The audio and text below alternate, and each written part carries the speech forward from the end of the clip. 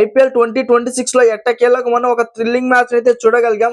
Rajasthan Royals versus Gujarat Titans మధ్య జరిగిన match లో అయితే రాజస్థాన్ రాయల్స్ ఒక థ్రిల్లింగ్ విక్టరీని అయితే గెలవడం జరిగింది.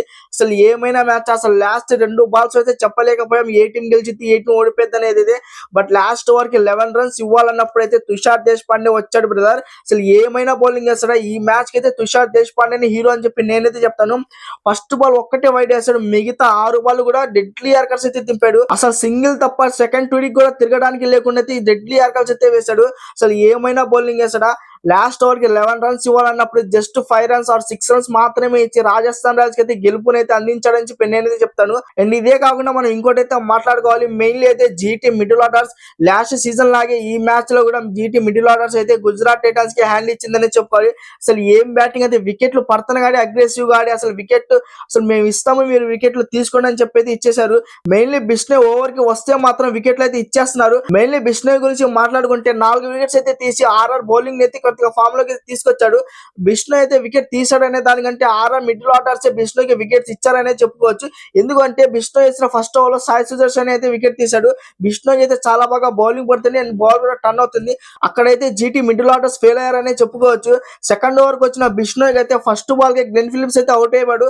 దాని తర్వాత వచ్చిన వాషింగ్టన్ సుందర్ కూడా ఫస్ట్ బాల్ కి 4 కొట్టారు. దాని తర్వాత కాసేపు సెటిల్ అయ్యి తర్వాత ఆడాలని చెప్పి అనుకోకుండా సెకండ్ బాల్ కి మళ్ళీ హిట్ కొట్టాడు. ఆ తర్వాత అయితే క్యాచ్ ఇచ్చి అవుట్ అయిపోయాడు. అండ్ ఇక్కడ నుంచి అయితే వరుసగా వికెట్లు పడ్డాయి. ఫస్ట్ అయితే జాస్ బట్లర్ పడ్డాడు, దాని తర్వాత షారుఖ్ ఖాన్, దాని తర్వాత రాహుల్ తెవాటే, ఇట్లా అయితే వరుసగా పడుతూనే వచ్చారు. అండ్ లాస్ట్ కి ఉన్న పేరు అయితే రషీద్ ఖాన్ అండ్ రబాడా అని చెప్పుకోవాలి. మెయిన్ గా జీటీ మిడిల్ ఆర్డర్స్ కంటే రబాడా అయితే చాలా అంటే చాలా బాగా ఆడాడు. అసలు ఏ బాల్ ని కొట్టాలి, ఏ బాల్ ని కొట్టకూడదు, ఏ బౌలర్ ని ఆడాలి, ఏ బౌలర్ ని ఆడకూడదు అని చెప్పి చాలా క్లారిటీతో ఆడాడు. మెయిన్లీ రవి బిష్ణు వేసిన తన ఆఖరి ఓవర్లు అయితే చాలా అంటే చాలా ఇంటెలిజెంట్ గా ఆడాడు. అసలు సింగిల్ తీశాడు, డాట్లు పెట్టాడు, ఏ బాల్ ని ఆడాలి ఏ బాల్ ని ఆడకూడదు అని చెప్పి చాలా క్లారిటీ అయితే ఆడాడు. ఈ క్లారిటీని జీటీ మిడిల్ ఆర్డర్స్ లో మిస్ అయిందని చెప్పి నాకైతే తెలిసింది.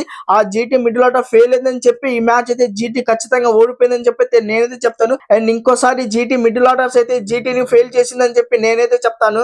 అండ్ ఇంకా మనం ఈ మ్యాచ్ గురించి మాట్లాడుకుంటే టాస్ గెలిచి రాజస్థాన్ రాయల్స్ కెప్టెన్ రియాన్ పరాగ్ అయితే స్పెషల్లీ అసలు బ్యాటింగ్ తీసుకున్నాడు. ఎవరైనా ఈ గ్రౌండ్ లో చేసింగ్ చేయడానికి ఇష్టపడతారు, బట్ రాజస్థాన్ రాయల్స్ కెప్టెన్ మాత్రం ఫస్ట్ బ్యాటింగ్ చేస్తామని చెప్పాడు. ఇదైతే చాలా సర్ప్రైజింగ్ అని చెప్పుకోవాలి. బట్ బ్యాటింగ్ వచ్చిన టాప్ ఆర్డర్ అయితే చాలా బాగా ఆడారు. మెయిన్లీ యశస్వి జైస్వాల్ అయితే హాఫ్ సెంచరీ చేశాడు. సూర్యవంశ్ అయితే ఈ రోజు పెద్ద కాలేదు, జస్ట్ 31 మాత్రమే చేశాడు. బట్ 1 డౌన్ లో వచ్చిన ధ్రువ్ జురేల్ మాత్రం చాలా బాగా ఆడాడు. అసలు మిడిల్ ఆర్డర్స్ లో అయితే స్పిన్నర్స్ అని కానీ పేస్ బౌలర్స్ అని కానీ ఎవరినైనా సరే చిత్తగా బాదాడు, చాలా క్లారిటీతో ఆడాడు. అండ్ ధ్రువ్ జురేల్ అయితే 75 రన్స్ అయితే కొట్టాడు. సో ఫస్ట్ ఇన్నింగ్స్ లో జీటీ బౌలర్స్ ఎలా వేస్తారనేది ఒకసారి చూసుకుంటే రబాడా ఒక్కటే 2 వికెట్స్ అయితే తీశాడు. మిగతా ఏ బౌలర్ అయినా సరే 1 వికెట్ మాత్రమే తీశాడు. అండ్ ఆర్ఆర్ అయితే ఫస్ట్ ఇన్నింగ్స్ ఆడి 210 స్కోర్ అయితే చేసి జీటీకి అయితే 211 టార్గెట్ అయితే ఇచ్చారు. అండ్ చేసింగ్ చేయడానికి వచ్చిన జీటీ బ్యాటర్స్ గురించి ఒకసారి చూసుకుంటే ఓపెనింగ్ లో వచ్చిన సాయి సుదర్శన్ అయితే 73 రన్స్ అయితే కొట్టాడు. అసలు సాయి సుదర్శన్ బ్యాటింగ్ ఆడుతుంటే అసలు ఎంత కమ్మగా ఉందో, చాలా కూల్ అండ్ కామ్ గా అయితే అసలు చాలా బాగా బ్యాటింగ్ అయితే చేశాడు. 73 రన్స్ అయితే కొట్టాడు. అండ్ జీటీ బ్యాటర్స్ అయితే ఇంకా చెప్పుకోవడానికి మిగతా పెద్ద స్కోర్స్ అయితే ఎవరు లేరు. అండ్ చెప్పుకోవాలంటే మాత్రం బట్లర్ అయితే 26 కొట్టాడు, రషీద్ ఖాన్ అయితే 24 కొట్టాడు. And mainly Rabada 23 and 3 4s అయితే మామూలుగా అయితే కొట్టాడు. మెయిన్లీ అయితే Jofra Archer and Ravi Bishnu అయితే ఒక మంచి 4లు అయితే కొట్టాడు.